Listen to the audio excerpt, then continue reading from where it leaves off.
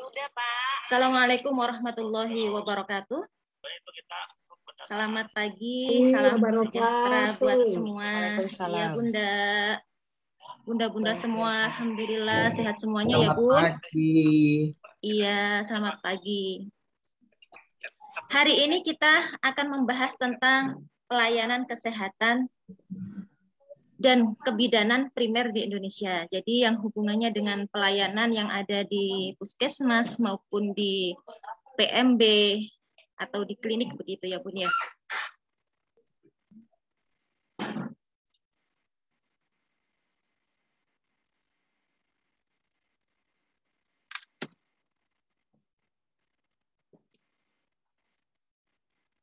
Untuk peran bidan dalam pelayanan kesehatan primer, di sini lebih lebih rinci begitu ya. Saya bikin lebih rinci. Di sini ada pemberi pelayanan. Jelas ya Bun? Suara saya Bun? Jelas? Tidak. Jelas, Bu. Ya. Jelas. Di sini ada pemberi pelayanan, kemudian pengelola pelayanan kebidanan. Mohon. Kemudian penyuluh dan konselor, ya. Pendidik, pembimbing dan fasilitator klinik, kemudian sebagai penggerak peran serta masyarakat dan pemberdayaan perempuan, dan juga sebagai peneliti atau investigator. Yang sering Bunda-bunda lakukan mungkin yang ada di pelayanan, ya ini ya, mungkin pemberi pelayanan, pengelola, penyuluh, konselor gitu ya. Pendidik juga ya. Sebenarnya lebih banyak semua ya Bun. Kalau peneliti, kalau misalnya di puskesmas, Bunda sering melakukan nggak Bun kalau di pelayanan Bun? Investigasi seperti itu Bun?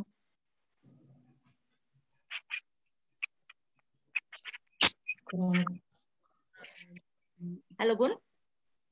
Ya. Halo? Kalau peneliti ini ya Bun ya, jarang dilakukan ya Bun? Jarang. Mohon, karena udah ini ya Bun ya, udah banyak sekali tugas-tugas pelayanan ya Bun?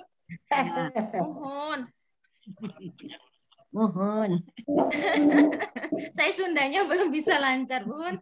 Bagus. Aduh. Ini ya Bun, kalau pemberi pelayanan ini, oh Bunda mah udah hafal lah ya, udah hafal semuanya, udah pemprakteknya udah lama banget ya Bun. Jadi ada yang mandiri, kolaborasi dan rujukan. Pastinya ini nggak usah diterangin ya Bun ya. Udah hafal semua ya Bun. Nah, udah hafal ya. Kemudian untuk pengelola pelayanan kebidanan ini bisa menjadi sebuah tim gitu ya. Membuat suatu tim di dalam program pelayanan, misalnya membina kader atau masyarakat bisa Bun di sini Bun. Kemudian menjadi pengelola praktik mandiri bidan gitu ya. Terus menjadi pengelola dari puskesmas, klinik bisa di sini masuk Bun. Kemudian penyuluh konselor bisa memberikan penyuluhan kepada ibu hamil, ibu nifas, ibu menyusui, konselor KB, konselor laktasi, begitu ya Bun. Kemudian menjadi pendidik, pembimbing dan fasilitator klinik, misalnya di tempat Bunda di puskesmas gitu ya, ada mahasiswa yang praktik, bisa menjadi pendidik, pembimbing di sana. Ya, sebentar Bun, sebentar ya, ada telepon masuk sebentar, takutnya penting, takut nggak bisa masuk begitu Bun, sebentar, saya terima dulu Bun. Baik, sebelum dimulai.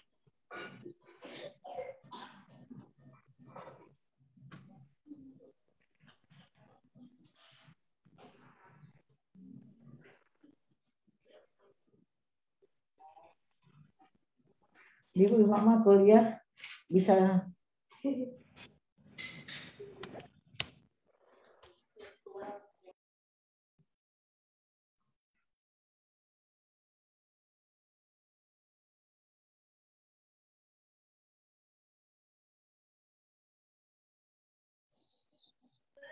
Suaranya hilang ya Bu. Iya Bun, ini ada ibu-ibu yang belum bisa masuk. Sebentar ya, saya invite dulu ya Bun ya. Kayaknya ketutup ininya, infonya sebentar ya. Kasihan sebentar.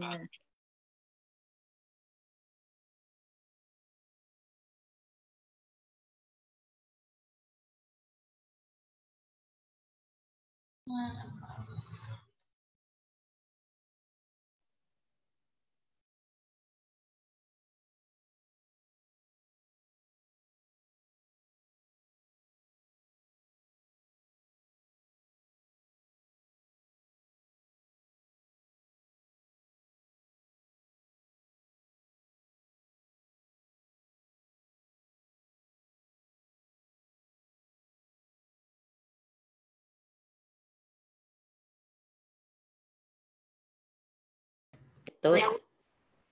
Ya, jadi hasil itu apa hasil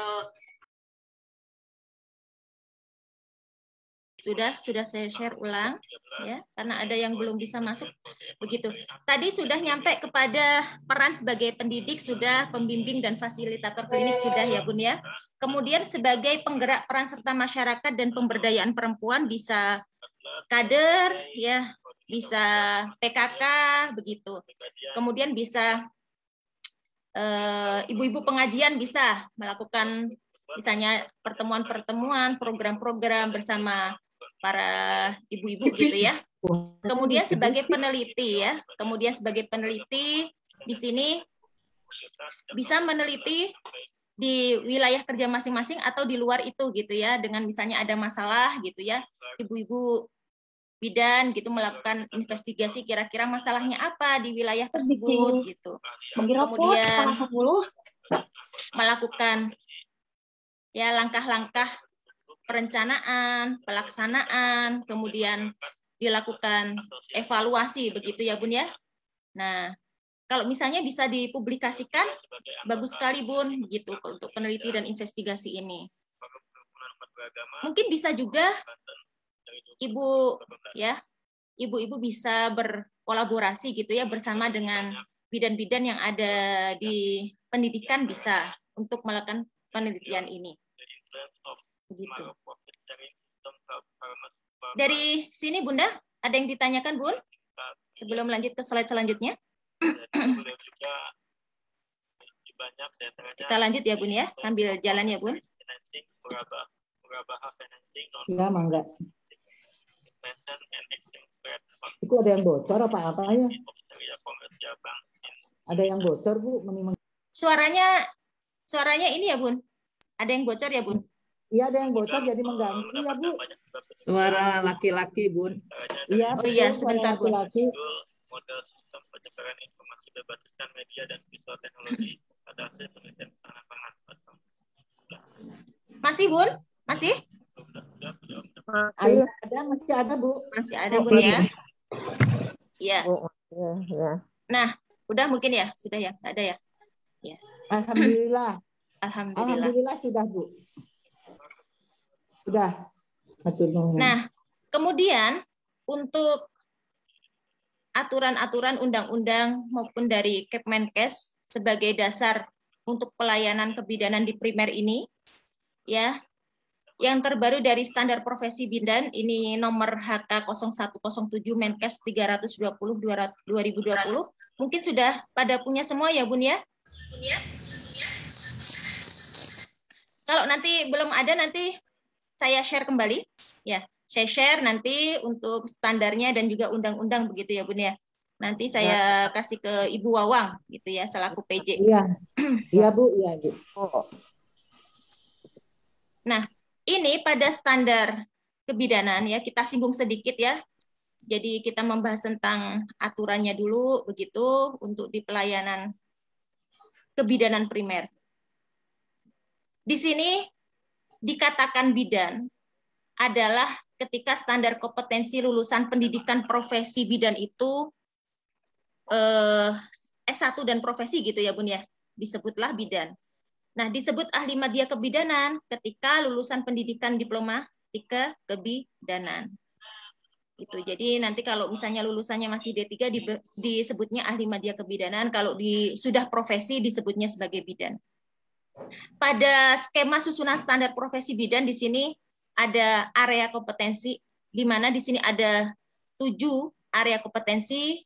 Kemudian di dalam area kompetensi ada kompetensi inti, gitu ya. Ada komponen kompetensi. Kemudian ada juga kompetensi bidan. Nah, yang terakhir, gimana Bun? Ya.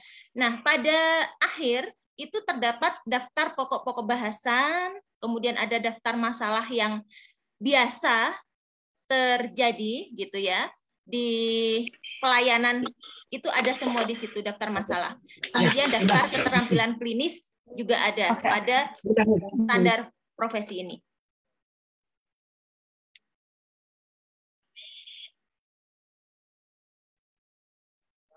Pada area kompetensi bidan Ya, tadi ada 7, di mana ada etik legal dan keselamatan klien, kemudian ada komunikasi efektif, ya, ada pengembangan diri dan profesionalisme, ada landasan ilmiah, praktik kebidanan, ya.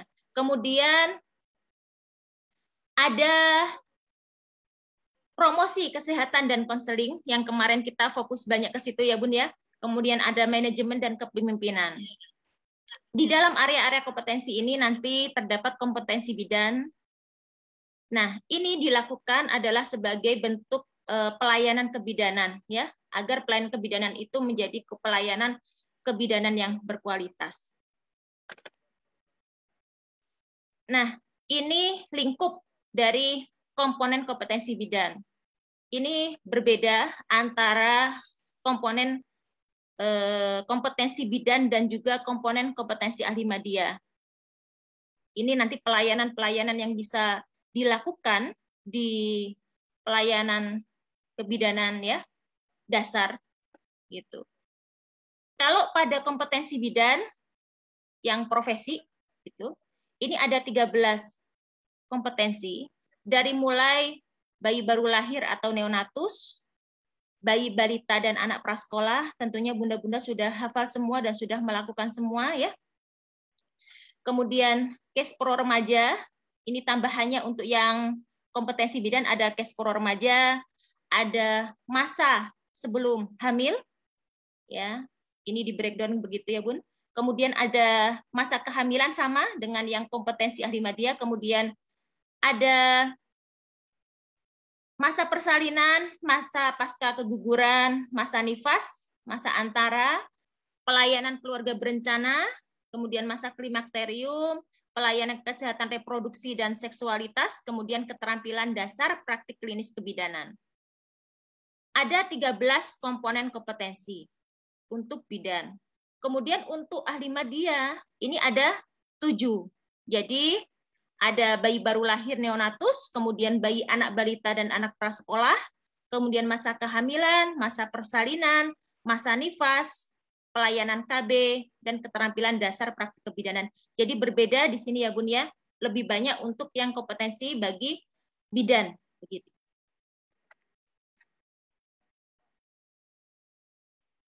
Nah, ini saya hanya menjelaskan yang tambahan saja yang untuk area kompetensi bidan.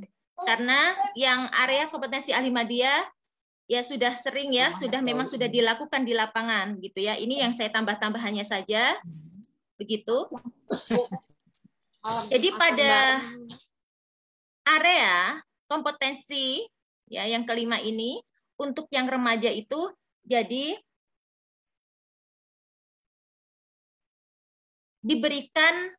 remaja itu diberikan ya suatu asuhan gitu. Dari mulai dipantau pertumbuhannya, perkembangannya, dari sistem reproduksinya, kemudian di sini ditambahkan dengan ini isu-isu kesehatan yang berhubungan dengan remaja, ya. Kemudian deteksi dininya bagaimana, kemudian komplikasi, terus gangguan masalah pada sistem reproduksi remaja. Ini area kompetensi ini diberikan juga pada saat pendidikan, begitu. Jadi semua sub-sub kompetensi ini diberikan agar nanti pada saat di pelayanan pun mahasiswa juga bisa gitu ya Bun ya. Kemudian pada masa sebelum hamil, jadi kompetensinya di sini tentang perencanaan kehamilan, kemudian deteksi dini komplikasi, ya, gangguan atau masalah pada masa sebelum hamil, kemudian persiapan kehamilan yang artifisial. Jadi ini kehamilan yang dengan bantuan gitu ya Bun ya, bisa dengan memasukkan sperma gitu ya ke dalam uterus gitu sampai ke tuba falopi. Jadi sampai ke sana persiapan untuk masa sebelum hamil. Namun ini mungkin lebih kepada anamnesa pemeriksaan fisik gitu ya. Nanti kolaborasi dengan dokter begitu. Nah, untuk masa pasca keguguran di sini komponennya, kompetensinya, perubahan fisik dan psikososial pada masa pasca keguguran apa saja, kemudian deteksi komplikasi dan penyulit pasca keguguran, kemudian asuhan pasca keguguran, dan juga ada tata laksana awal kegawat daruratan, dari mulai stabilisasi dan juga rujukan pada pasca keguguran. Nah, untuk masa antara, yaitu masa bukan nifas, ya begitu ya. Tetapi di sini lebih kepada misalnya masa kontrasepsi gitu ya. Nah, masalah dan penyakit perempuan dalam siklus reproduksi, kemudian asuhan kebidanan pada masa antara, kemudian pada masa klimakterium, di sini kompetensinya meliputi perubahan dan adaptasi pada masa premenopause, menopause, dan juga postmenopause, kemudian ada deteksi dini, komplikasi, dan penyulit pada masa premenopause, perimenopause, dan postmenopause. Kemudian asuhan kebidanan pada premenopause, perimenopause, dan postmenopause. Untuk pelayanan kesehatan reproduksi dan seksualitas perempuan, di sini ada deteksi dini, komplikasi dan masalah kesehatan reproduksi serta seksualitas perempuan, kemudian memberikan promosi dan juga preventif dalam KESPRO dan juga seksualitas perempuan, kemudian memberikan konseling kesehatan reproduksi dan seksualitas perempuan. Ini area-area kompetensi untuk bidan. Kemudian pada pelayanan kebidanan ya, di primer maupun yang sekunder gitu ya. Tapi kita fokusnya di sini adalah pada yang primer gitu ya. Ini juga memakai dasar dari Undang-Undang Republik Indonesia Nomor 4 Tahun 2019. Nanti akan saya share untuk soft file-nya begitu ya, Bun. Ini. Nanti bisa dibaca-baca kembali, Bun ya. Cuma intinya saja di sini, Bun. Nah, untuk bidan lulusan pendidikan diploma 3 kebidanan itu hanya dapat melakukan praktik kebidanan di fasilitas pelayanan kesehatan. Begitu. Mungkin di Kota Bandung ya, Bun, sudah diberlakukan ya, Bun? Untuk yang diploma ini sudah tidak bisa mengurus SIPB ya, Bun ya? Belum. Bunda Indar? Sampai, iya, Bun. sampai tahun 2026, Bu. Oh, 2026. Berarti masih bisa ya, Bun? Iya. Iya, sampai 2026. Mohon, alhamdulillah. Di Kabupaten Bandung juga masih bisa, Bun. Mohon. Mohon Bunda maaf, Setia. Bu Nela, di Kota Bandung sudah diberlakukan, Sudah. Bu. Oh Karena iya, Bun. di ke Dinas Kesehatan yang mentoknya di sana. Misalnya gitu, dari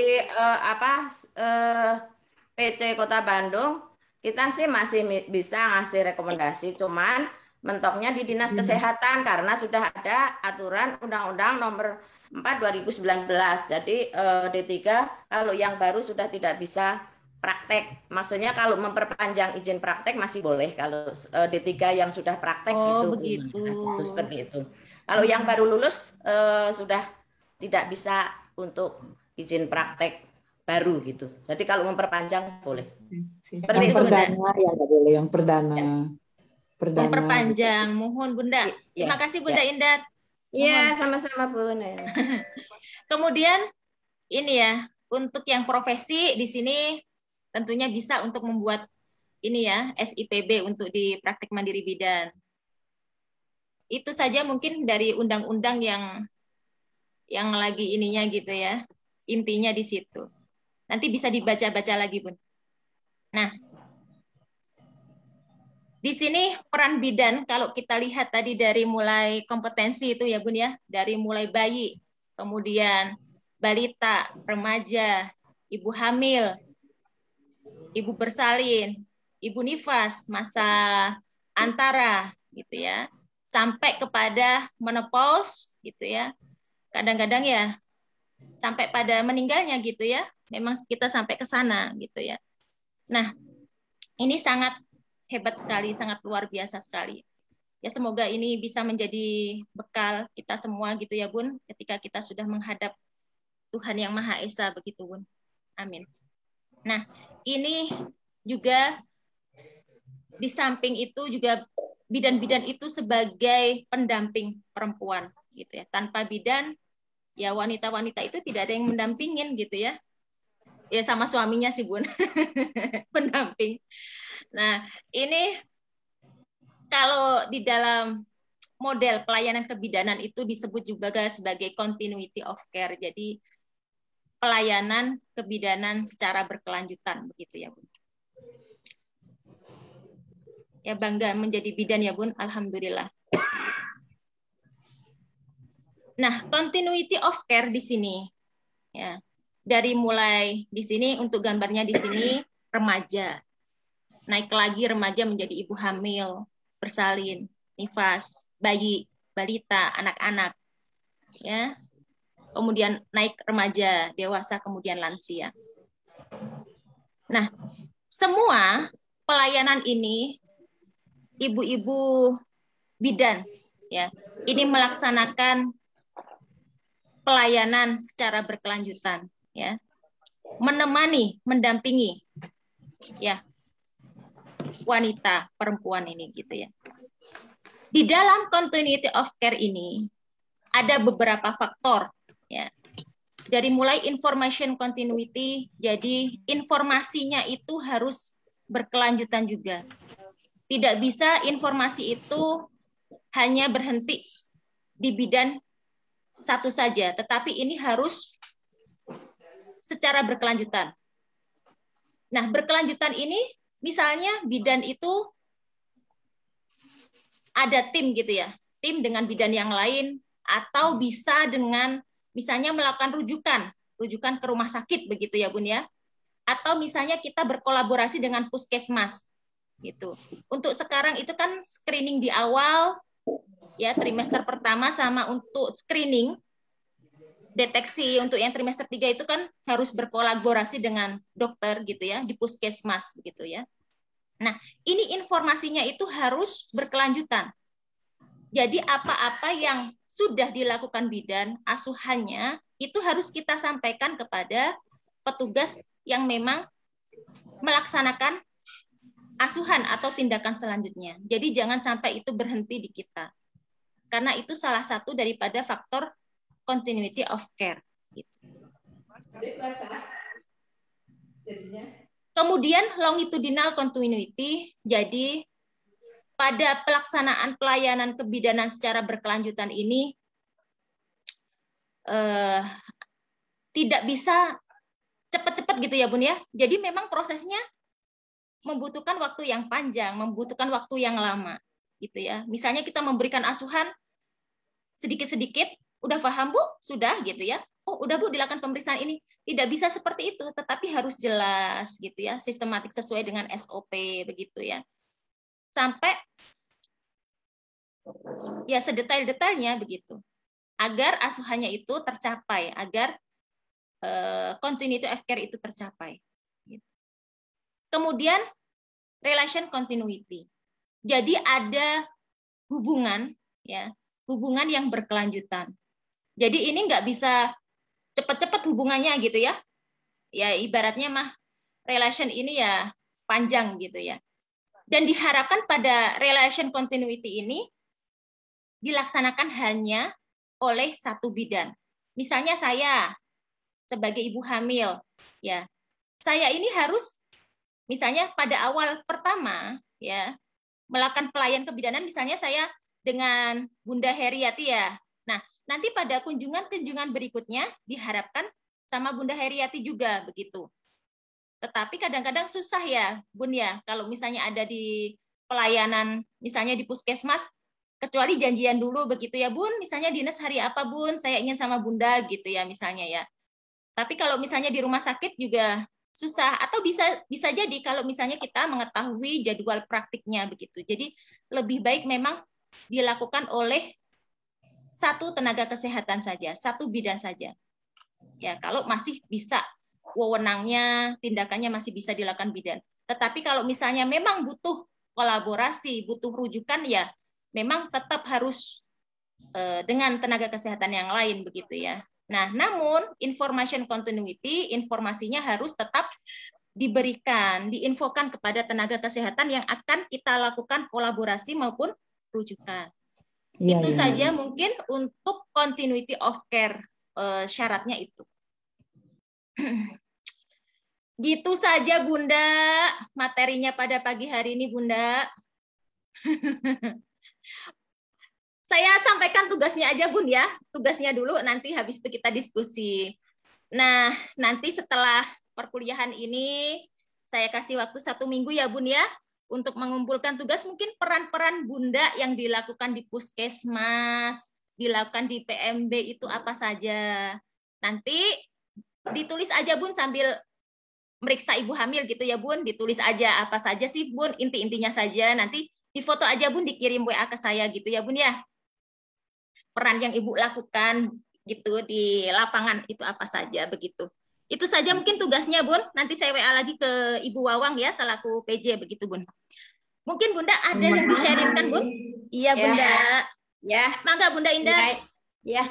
Assalamualaikum warahmatullahi wabarakatuh. Waalaikumsalam warahmatullahi wabarakatuh atas Bunda. kesempatannya Bu Naili. Bun. Begini Bu Naili tadi dipaparkan oleh Bu Naili komponen kompetensi bidan, antara lain beda dengan komponen D3 kebidanan. Jadi S1 profesi tadi ada mempunyai tugas kompetensi antara lain untuk sejauh mana wewenang bidan untuk prahamil untuk memasukkan sperma ke istilahnya inseminasi ke uterus sampai tuba palupi. Nah, ini wewenang bidan sampai di mana kolaborasi dengan Objin, begitu Bu Naili. Mohon Bun. Terima kasih, mohon pencerahannya. Assalamualaikum warahmatullahi wabarakatuh. Waalaikumsalam warahmatullahi wabarakatuh.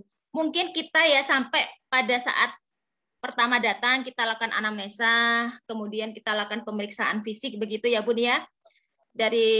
Nah, kemudian setelah itu kalau misalnya setelah pemeriksaan fisik gitu ya Bun ya, ini langsung kita lakukan itu Bun, kolaborasi Bun dengan dokter Bun. Kalau misalnya sampai kepada lebih dalam lagi sudah bukan wewenang Bun, jadi hanya sampai kepada pemeriksaan begitu aja Bun, pemeriksaan fisik aja Bun. Nanti kita kolaborasi dengan dokter. Lebih bagusnya lagi Bun kalau untuk yang inseminasi ini enaknya lagi itu pada itu ya Bun, yang dokter Objin yang infertility itu ya, yang khusus spesialis itu Bun. Mohon. Itu lebih enak Bun, begitu Bun. Nah, ini kita tunggu dulu Bun, kalau misalnya kan dikatakan infertil itu kan ketika dia sudah lebih dari 1 tahun begitu ya Bun ya, dengan melaksanakan hubungan seksual yang normal gitu ya Bun, tidak LDR yang terlampau lama begitu Bun. Jadi kita tunggu dulu sampai waktu batas itu kita memberikan anamnesa, pemeriksaan, konseling gitu ya Bun ya. Dari mulai misalnya kita memberikan konseling gitu ya tentang nutrisinya bagaimana, takutnya bundanya ini ya terlampau diet gitu ya Bun ya, sehingga mungkin gizinya kurang bagus begitu ya Bun ya. Terus kemudian dari mulai pekerjaannya juga mungkin takutnya terlampau stres, capek gitu, bisa jadi dari psikologis juga Bun. Atau mungkin LDR karena jarak jauh. Nah, itu perlu semuanya Bun. Terus cara untuk berhubungan itu juga kadang-kadang kita perlu menerangkan yang efektifnya seperti apa begitu Bun. Mungkin sampai ke sana Bun, nanti kita kolaborasi langsung Bun. Oh ya. Iya Bun. Jadi kita intinya cuman mempersiapkan klien begitu. Jadi mohon Bunda. Bagaimana untuk inseminasinya, kapan-kapannya itu tergantung kolaborasi kepada Objinnya gitu. Seperti baik, itu Bunda. ya. Mohon Bunda. Jadi kita misalnya memasukkan sperma pada uterus dan sampai tuba palupi. Jadi saya rada-rada gimana gitu, wewenang kita sampai di mana begitu Bu Nain. Terima kasih atas pencerahannya Bu Nain. Sami-sami Bunda. Bu Nain, saya Bu. Mangga Bunda Oni, mangga Bunda. Sebetulnya pertama tugas ya Bu yang tadi Ibu menugaskan kepada kami. Ya, Bun. Nah, untuk kami yang sebagai BPM mungkin peran kita di BPM tersebut ya, bukan di Puskesmas. Bukan. Atau harus keseluruhan.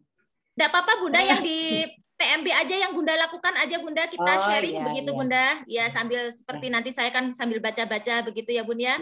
Oh pengalamannya jadi sesuai seperti dengan ini. peran kita aja mungkin ya. Iya Bunda. Terus yang kedua itu melanjutkan Bu Indar tadi ya untuk yang infertil gitu ya. Kita kan sekarang udah apa namanya, ada ilmu-ilmu yang lain seperti akupuntur, pijat gitu. Mohon Bunda. Apakah itu boleh dilakukan ketika kita mendapatkan seseorang yang memang belum hamil gitu?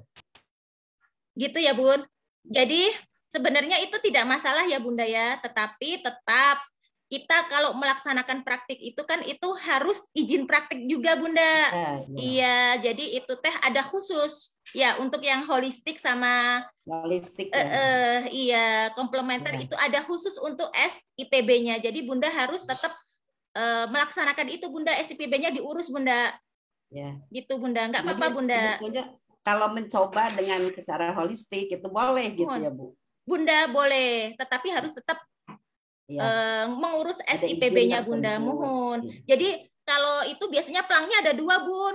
Di atas misalnya ya Bu, itu SIPB-nya untuk yang bidannya, bawahnya biasanya untuk yang holistik sama yang komplementernya Bunda, begitu. Ya. Terima kasih Bu. J, mangga. Waalaikumsalam warahmatullahi wabarakatuh. Ini campur-campur ya Sunda Jawa ya Bun. Casun. Saya juga Jawa kok Bu. Oh, J Bu Indar. Indar Solo ya Bunda ya? Solo Kemeringet. Mungkin ada lagi Bunda? Mau tanya ini tentang ini Bunda saya. Siapa Bun? Ininya nggak nampak Bunda. Bu EN. Ya. Ini di dalam asuhan kebidanan. Mohon. Di dalam asuhan kebidanan seandainya kan kalau profesi itu kan tadi dibilang ada yang bidan ahli ya. Ahli madya ketika diploma 3 kebidanan Bunda. Iya. Terus di dalam keterampilan juga kan ada itu ada prioritas utama untuk penyakit penyerta gitu kan, seperti levelnya kalau di BPM kan tidak ada. Kalau dengan penyakit penyerta atau dengan penyakit yang sifatnya kalau ahli itu kan harus menangani yang sifatnya patologis ya. Jadi itu harus yang patologis yang mana, Bu? Yang patologis itu kan harus kalau di BPM itu dilakukan rujukan ya. Betul Bunda. Tapi kalau di rumah sakit itu kan ada pelimpahan wewenang dari SPOG. Jadi kita kan bisa mengerjakan yang patologis seperti itu. Betul Bunda. Apakah itu nanti kalau ada target itu bisa terpenuhi atau gimana? Kan kebanyakan ada yang dinas di rumah sakit ya. Oh, untuk profesi ini Bunda? Ya. Oh gitu Bunda. Ruangannya Bunda mungkin yang ini ya Bun. Kebanyakan yang pelimpahan wewenang ya Bunda. Targetnya ya Bunda. Kompetensinya. Ya. Oh begitu. Iya Bunda. Nanti coba ya Bunda ya didiskusikan nanti dengan dosen-dosen yang lain, dengan Bu Ira juga terkait untuk kompetensi ketika misalnya ada di rumah sakit begitu ya Bunda. Apakah memang harus sesuai dengan targetnya kebidanan atau boleh yang dengan pelimpahan wewenang gitu ya Bunda ya? Ya, baik Bunda. Nanti coba didiskusikan, kami diskusikan dulu ya Bunda ya untuk target profesinya Bunda ya. Baik terima Bunda, terima kasih. Sami-sami Bunda. Iya. Mungkin ada lagi yang bisa di-sharingkan Bunda? Mungkin dari peran-peran bidan Bunda yang dilakukan. Oh mangga Bunda Sri. Ya, Assalamualaikum warahmatullahi wabarakatuh. Waalaikumsalam warahmatullahi wabarakatuh, Bunda.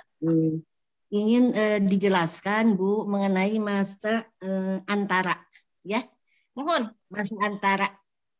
Masa antara, jadi itu masa bukan nifas, Bunda. Ya. Bukan juga menyusui, Bunda. Tetapi masa dia itu di tengah-tengahnya itu, Bun, masih pada masa dia tidak memakai kontrasepsi atau mau memakai kontrasepsi begitu Bunda. Jadi kayak saya ini Bunda udah nggak menyusui lagi, sudah bukan nifas lagi gitu Bunda. Iya. Gitu. Jadi beda gitu Bunda. Jadi saya ini ingin melakukan kontrasepsi atau tidak begitu. Tetapi bagusnya pada masa antara ini lebih baiknya ya diberikan asuhan untuk kontrasepsi begitu Bunda. Selanjutnya gitu. Mohon kalau sebagai kompetensi kita di dalam melakukan asuhan itu lebih kepada asuhan untuk memberikan layanan kontrasepsi begitu Bunda. Jadi setelahnya apa? Setelah masa menyusui, nifas? mohon setelah menyusui Bunda. Gitu Bunda. Setelah menyusui. Karena kan ada yang 6 bulan menyusui ya. Nah, Nah gitu itu Bunda. kadang-kadang nggak ikut KB, katanya menyusui bisa KB. Nah itu seperti itu Bu. Suka masih banyak yang begitu. Iya Bunda, Jadi kadang-kadang gitu. kebablasan. Iya Bunda, kebablasan. Iya. Hamil lagi ya Bunda. Betul. masih banyak gitu Bu. Ya jadi memberikan penyuluhannya mungkin paling pas waktu setelahnya sebelum 40 hari. Kebanyakan begitu kalau Bu Bidan. Tapi kan namanya masyarakat ya Bu ya. Lupa lagi. Iya. Gitu jadi, memang gitu Bun ya. Itu masih masih termasuknya masalah gitu. Gitu ya, karena ini ya akhirnya jadi tidak kontrasepsi begitu ya Bun ya. Iya. Lupa ya Bun. Jadi lupa. Iya. Dan kadang-kadang untuk di awal gitu habis persalinan gitu-gitu kadang-kadang ya susah ya Bun ya diberikan kontrasepsi gitu ya. Ya, biasanya selama masa hamil gitu ya. Kadang-kadang kita memberikan akhir trimester gitu. Mohon. Ya. Tapi masih ada gitu ya. Jadi solusinya itu ya bagaimana ibu yang lebih kompeten gitu ya. Enggak lah Bun. Kita sama-sama belajar Bunda. Saya malah belajar dari Bunda ini. Gitu Bun. Pengalamannya banyak sekali Bunda.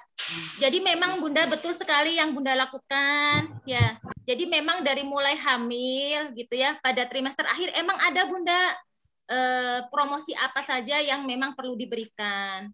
Trimester 3 itu Bun. Jadi diberikan penyuluhan, promosi kesehatan tentang kontrasepsi sudah betul Bunda. Memang ada itu di situ.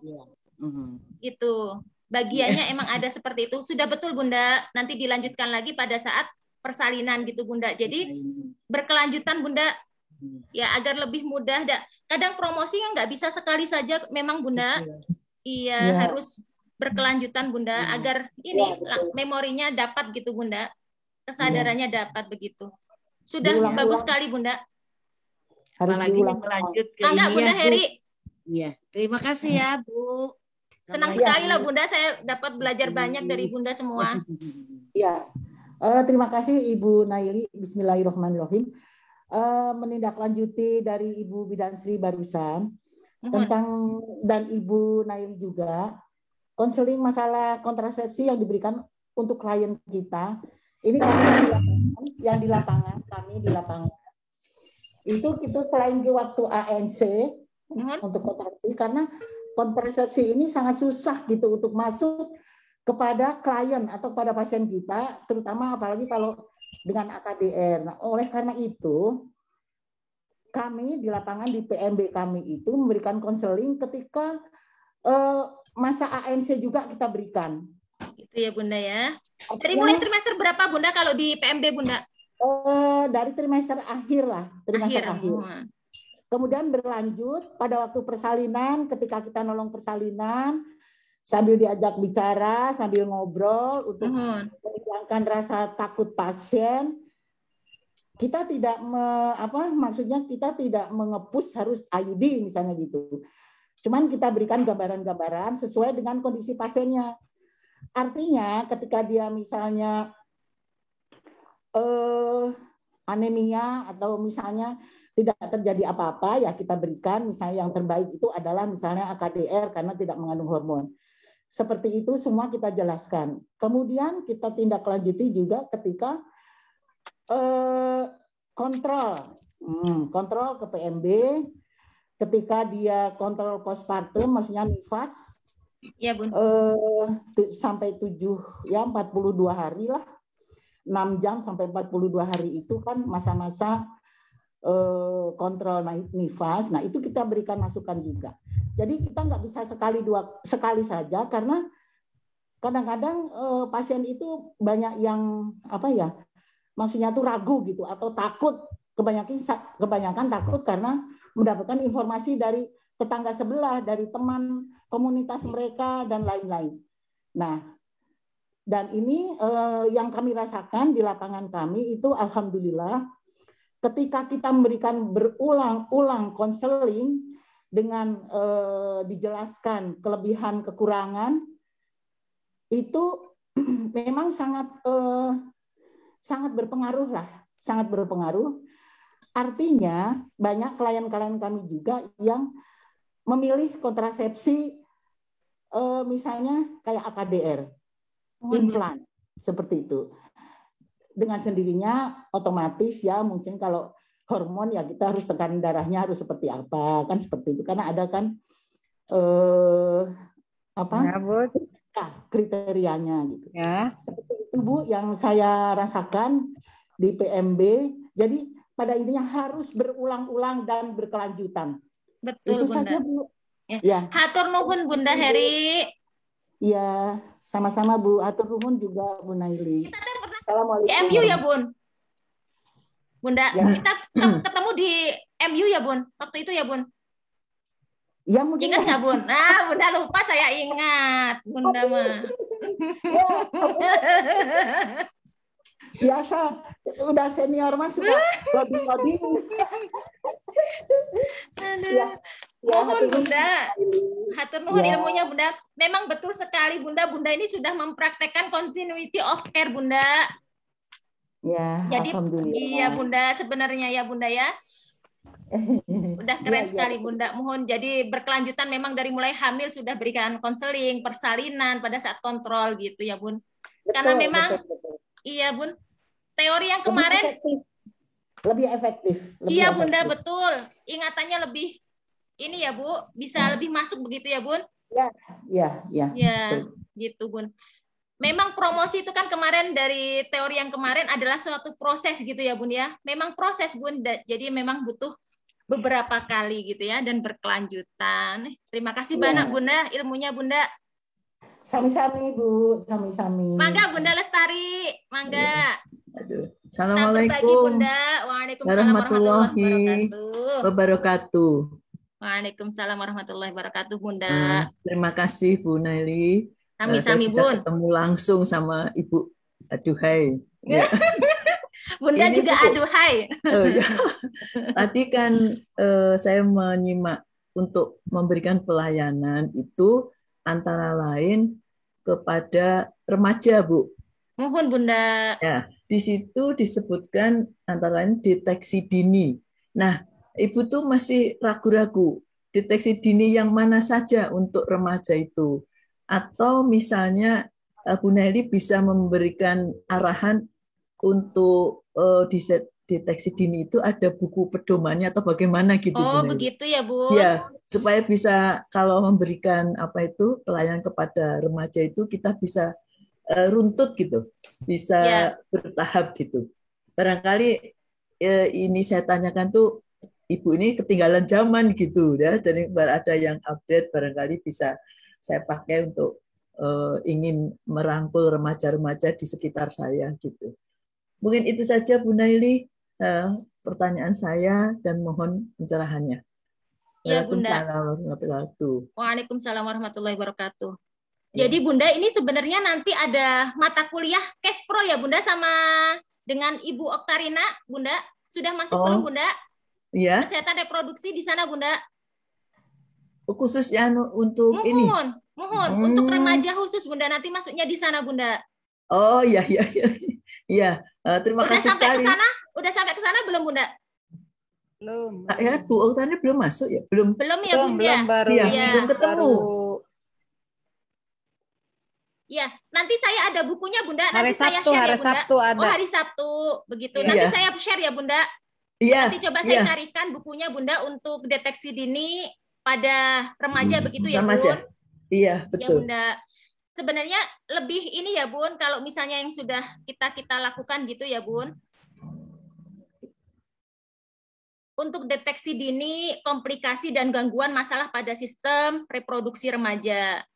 Tetap Bunda, kita lakukan anamnesa terlebih dahulu Bunda. Kemudian dari mulai anamnesa itu kita tahu Bunda misalnya remaja tersebut misalnya ya, ada tidak masalah misalnya tentang menstruasinya begitu Bunda. Kan di situ ada tuh dari masa menstruasi ditanyain dulu begitu. Kira-kira apakah ada masalah atau tidak begitu Bunda. Setelah itu kita lakukan pemeriksaan fisik Bunda, dari mulai perkembangan secara fisiknya gitu Bunda, perubahan-perubahan tubuhnya begitu Bunda, kita lihat semuanya Bunda. Gitu. Kalau misalnya secara fisik misalnya tidak ada keluhan gitu ya Bunda ya, tetapi kok misalnya pada usia misalnya Bunda ya 10 tahun atau 12 tahun ini kok belum menstruasi gitu ya Bunda ya. Kita coba lihat lagi juga secara psikologis Bunda. Kadang-kadang itu ada kasus Bunda di mana pasien itu tidak menstruasi gara-gara adanya suatu shock gitu Bunda. Adanya shock, dia itu melawan gitu, ketakutan terhadap darah, sehingga dia itu kadang-kadang sampai tidak terjadi menstruasi. Ada yang seperti itu Bunda. Ada Bunda. Jadi kita itu harus melihat dulu riwayat-riwayatnya. Begitu Bunda, itu harus kita gali. Mungkin nanti daftar tiliknya atau modulnya nanti bisa pada saat perkuliahan kesehatan reproduksi ada khusus Bunda ya. Begitu. Nah, itu semuanya digali Bunda, sehingga kita tahu penyebab dari misalnya menstruasi tersebut. Kenapa ini remaja kok belum menstruasi, begitu ya. Nah, gitu. Udah selesai dilakukan anamnesa, kita lakukan pemeriksaan juga dari mulai perubahan-perubahan fisiknya bagaimana, begitu ya Bun ya. Dari mulai payudaranya, gitu ya, apakah ada pertumbuhan atau tidak, begitu kan. Terus semuanya lah Bunda, dari atas head to toe, begitu Bunda. Nah, ketika misalnya secara fisik tidak ada keluhan, begitu ya Bun ya, secara psikologis bisa juga mungkin ada keluhan atau bagaimana. Atau bisa juga dari pemeriksaan fisik misalnya dari berat badan atau dari ini ya lingkar lengan begitu ya Bunda ya. Indeks massa tubuh Bunda. Apakah memang ada masalah pada gizinya Bunda? Kadang-kadang takutnya karena memang dari gizi itu sangat mempengaruhi juga terhadap terjadinya menstruasi juga. Itu ada masalah atau tidak? Kita tapi semuanya. Kalau misalnya kok ini saya kok tidak menemukan masalah ya gitu ya Bunda. Saya ingat sekali dengan kuliah waktu itu dengan ya dosen saya waktu S2 di Brawijaya, kebetulan itu di sana kan lebih fokus kepada biomolekuler gitu ya Bunda ya. Biomolekul. Jadi kalau di sana kalau ada masalah hubungannya dengan misalnya menstruasi ya atau kehamilan gitu Bunda. Jadi itu kolaborasinya bukan hanya dengan objin saja, tetapi juga dengan bagian seperti gen, DNA, kromosom itu perlu dicek sampai ke sana Bunda. Takutnya nanti ada masalah pada gennya atau kromosomnya begitu sampai kepada hipotalamus. Itu diperiksa semua Bunda. Kalau untuk lebih dalamnya lebih baik seperti itu Bunda. Jadi kita tetap kolaborasi dengan misalnya kalau remajanya kecil gitu ya Bunda, kecil kita kolaborasi dengan ahli gizi bisa Bunda. Kalau misalnya kok ini hubungannya kok tidak ditemukan masalah, takutnya ini masalahnya kepada hipotalamus atau apa, kita konsultasi dengan objin juga iya, dengan ahli biomolekuler bisa, laboratorium kita kolaborasi seperti itu Bunda. Ini yang pengalaman di Malang gitu ya Bunda, waktu dosen saya menerangkan sampai sedalam itu Bunda gitu. Gitu Bunda. Ya. Aduh. Hebat, ternyata banyak Bunda, juga ya. Bunda. Jadi masalah menstruasi kadang-kadang gitu. Ada yang shock Bunda. Jadi karena dia trauma gitu ya sama darah, shock, menolak untuk mens, akhirnya tidak mens juga ada. Jadi kita harus kolaborasi dengan psikolog gitu Bunda. Kalau memang perlu itu obat, ya dengan psikiater juga bisa Bunda. Oh iya. Begitu Bunda. Jadi semuanya kita harus kolaborasi Bunda. Iya. Ya, hebat. Atur nuhun. Sami-sami Bunda. Ini mah cerita dari dosen saya begitu Bunda. Jadi kasusnya dalam sekali Bunda gitu. Iya. Mangga Bunda, mungkin ada yang di-sharingkan kembali. Nanya nih Bu Nelly. Mangga, Bunda Mariapul. Kalau tidak punya PMB, bagaimana bikin tugas? Udah di mana dinasnya, Bunda? Pendidikan. Kan ngajar. Ngajar, Bunda. Nggak apa-apa, Tapi Bunda. ya. Pengabdian masyarakat bisa, Bunda. Oh, yang misalnya, bimbingan mahasiswa ya? Bisa, Bunda, pembimbing gitu, Bunda bisa. Iya. Bunda tadi mana dinasnya, Bunda? Sekarang udah di Bandung. Perasaan pernah ketemu Bunda, tapi di kampus mana ya, Bun? Bu Mariapul teh. Bunda mah. Bunda Dulu di mana? Mariapul di mana-mana. Dulu kan di DHB ambil S1 Kespro. Gitu. Gitu aja, Bunda. Paling Bunda selaku dosen gitu ya, Bun. Perannya apa? Nggak apa-apa, Bunda. Udah itu aja. Kita sharing, berbagi aja intinya mah, Bunda. Oke, yuk. Gitu, Ya. Bunda. Saya belajar dari Bunda gitu. Saling berbagi gitu, Bunda. Iya. Jadi peran bidan Nuhun. sebagai pendidik gitu, Kakak. Ya Bu Naili. Kakak ya, kayak anak-anak zaman now ya, Bun. Kakak gitu ya. Ya ini kakak aku, Bun. Izin bertanya boleh? Kakak, Ibu Mariapul. Mangga Bunda Teresia. Ya, terima kasih. Selamat pagi Bu Naili, pagi semuanya. Pagi Bunda. Berhubungan dengan tugas yang disampaikan oleh Bu Naili, izin saya tadi catat peran-peran bidan di puskesmas dan PMB, inti-intinya saja, dan dipoto dikirim sebelum 1 minggu. Pertanyaan saya, kan peran kita itu di PMB itu kan banyak, apakah satu-satu dipoto? Contohnya, misalnya saya, bukan, Bunda. Ya, saya melakukan ANC, saya foto, KB dipoto, INC dipoto. Satu, itu pertanyaannya. Kedua, apakah pakai latar belakang, tujuan dan lain-lain? Karena tadi di sini Bu Naili bilang inti-intinya saja dipoto. Saya belum begitu jelas. Tolong Bu Naili, terima kasih. Bunda, ini mah biar mudah saja. Mohon maaf ya, ini anaknya sambil ini ya Bunda ya, suaranya ya, nangis ya. Jadi tugasnya itu sebenarnya peran dari ibu-ibu ya yang di lapangan atau misalnya dosen, boleh itu Bun.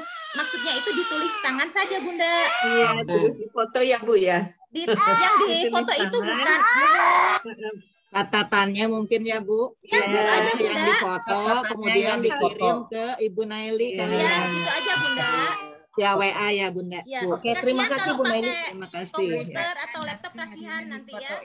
Tulis tangan, aduh alhamdulillah. Jadi Terima kasih Bu Naili, luar biasa. Harus bagus tulisannya biar bisa dibaca. Bu Naili, terima kasih ya Allah, sangat mengerti kami. Nggak usah difoto Bunda, misalnya lagi meriksa hamil nih. Oh saya memberikan pelayanan ibu hamil gitu aja. Ditulis saja ya. Tulis aja. Tulis catatannya ya Bu yang difoto terus dikirim via WA mungkin begitu ya Bu. Gitu aja Bunda, nggak usah Oke, email, nggak usah siap apa, Bu. udah. Gitu aja. Itu bisa mandiri. Bu Naili, Terima kasih Bu Naili, jazakum kasiron. Sami-sami Bunda. Tidak minta Kalian. Kasihan Bunda. Semoga dikasih ringan mah Semoga langsung Bu rame. Naili mendapat kemudahan ya, memberikan kemudahan pada Amin ya bunda-bunda Allah. ini. Semoga Bu Naili diberikan beribu kemudahan Bu Naili. Sami-sami Bunda Ima Sami, Bunda-bunda. Melimpah ya. Karena kalau Sami, udah Bunda, dengar sehat selalu Bunda. tugas, Nggak usah susah-susah Bunda, iya.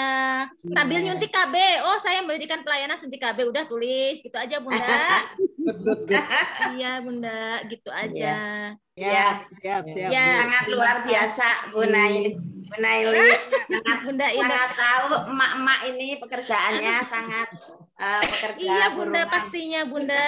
Ya Allah kasihan saya kadang-kadang. Alhamdulillah udah mau kuliah aja. Aduh, alhamdulillah Bunda berbagi waktu Bunda. Alhamdulillah. Ya, bimbingannya karena sudah Sami-sami emak-emak. Bunda. Nenek-nenek. alhamdulillahirabbil alamin. Terima kasih. Iya.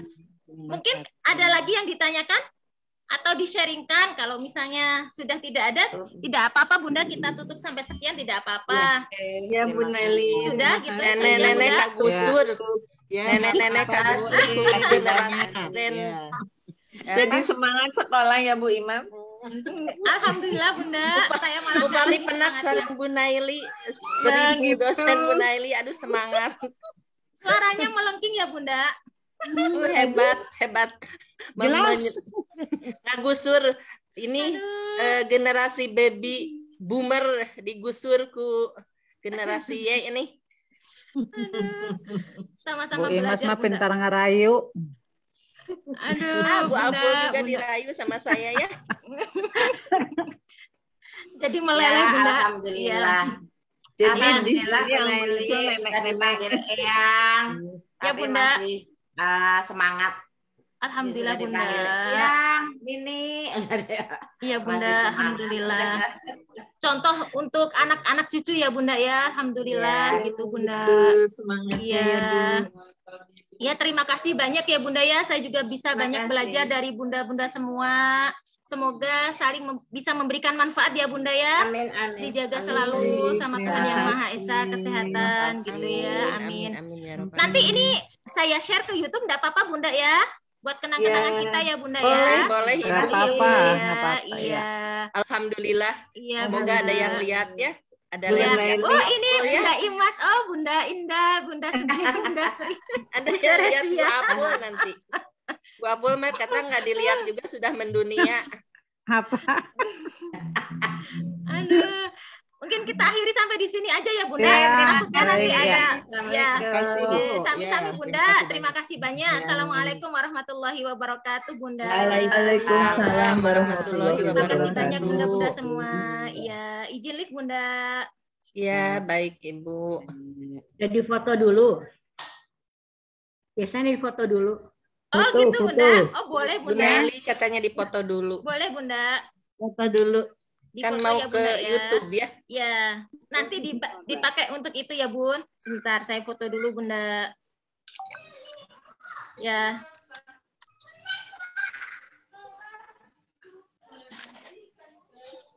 Satu, dua, tiga, senyum Bunda.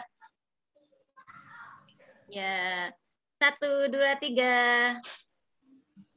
Ini ada berapa itu ya? Sebentar saya lihat, takutnya ada yang nggak terlihat ya. Ada 3 ya Bunda, ada 3 layar ya Bun. Ini baru layar pertama, kita layar kedua.